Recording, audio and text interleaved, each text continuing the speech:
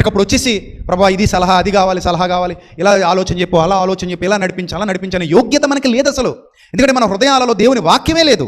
కానీ అవసరం వచ్చినప్పుడు మాత్రం దేవుని వైపు చూస్తున్నామంటే దాని వలన ప్రయోజనం రాదు, ఫలితం రాదు.